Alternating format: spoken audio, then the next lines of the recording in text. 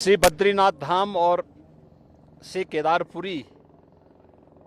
के इन पवित्र तीर्थों का दर्शन करने का सौभाग्य मुझे प्राप्त हुआ। बद्रीनाथ धाम अपने नवनिर्माण की प्रक्रिया के साथ तेजी के साथ आगे बढ़ रहा है और केदारपुरी हमारे द्वादश ज्योतिर्लिंगों में से एक पवित्र ज्योतिर्लिंग। पूरा देश और पूरी दुनिया में जहां कहीं भी सनातन धर्मावलंबी रहते हैं, वे सभी बड़ी आस्था के साथ, बड़ी श्रद्धा के साथ इन पवित्र तीर्थों का दर्शन करने के लिए उतावला रहता है।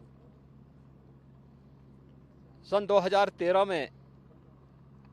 एक त्रासदी के कारण केदारपुरी एक आपदा की चपेट में लगभग आ चुका था, लेकिन स्थानीय लोगों के आत्मविश्वास, देश के यशस्वी प्रधानमंत्री आदरणीय मोदी जी के दृढ़ संकल्प और उनकी प्रेरणा और मार्गदर्शन में आज उत्तराखंड के हमारे दोनों ये पवित्र तीर्थ धाम एक नई आभा के साथ नए भारत की एक नई तस्वीर को प्रस्तुत कर रहे हैं। विरासत के प्रति सम्मान का भाव यही है। किस पवित्र भावना के साथ लाखों की संख्या में श्रद्धालु इन पवित्र तीर्थों में आ रहा है, वह हम सब के लिए एक नई प्रेरणा भी है और एक नए भविष्य की ओर हम सबका ध्यान आकर्षित भी करती है। स्वाभाविक रूप से समयबद्ध ढंग से मानक की गुणवत्ता को बनाए रखते हुए जिस तत्परता के साथ यहाँ पे कार्य चल रहा है, प्रधानमंत्री मोदी जी के प्रति उत्तराखंड के माननीय मुख्यमंत्री जी और उनकी पूरी टीम के प्रति मैं हृदय से आभार व्यक्त करता हूं, उन्हें धन्यवाद देता हूं। ये श्रद्धा का उमड़ता हुआ जन सैलाब ये नए भारत की नई तस्वीर को प्रस्तुत कर रहा है और सचमुच इसमें दृष्टि भी है, दूरदर्शिता भी है, इसमें पर्यटन भी है और श्रद्धालुजनों की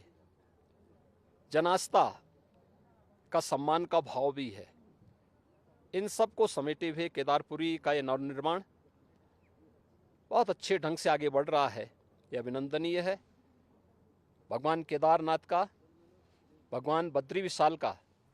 आशीर्वाद इसी प्रकार से बना रहे, इस दृष्टि से आज मुझे यहाँ आने का सौभाग्य प्राप्त हुआ है और मुझे बहुत आनंद की अनुभूति हुई कि यहाँ पर दोनों पवित्र तीर्थों का दर्शन मुझे यहाँ पर करने और यहाँ के स्थानीय नागरिकों, पुरोहितों, तीर्थ पुरोहितों के साथ साथ व्यवस्था से जुड़े हुए सभी पदाधिकारियों का, जिन भी यहाँ पर आने वाले जितने श्रद्धालु हैं उनके मन में कितना उत्साह है, यात्रा की कोई थकावट नहीं। यही दिखती है कि यह तीर्थ स्थल आस्था के साथ साथ राष्ट्रीय एकात्मता के भी आधार हैं। सुदूर दक्षिण से भी, पूरब से भी, पश्चिम से भी, पूरे देश के अलग अलग कोनों से आए हुए श्रद्धालुजन हमारी राष्ट्रीय एकात्मता का नया दर्शन भी कराते हैं। मैं उत्तराखंड सरकार को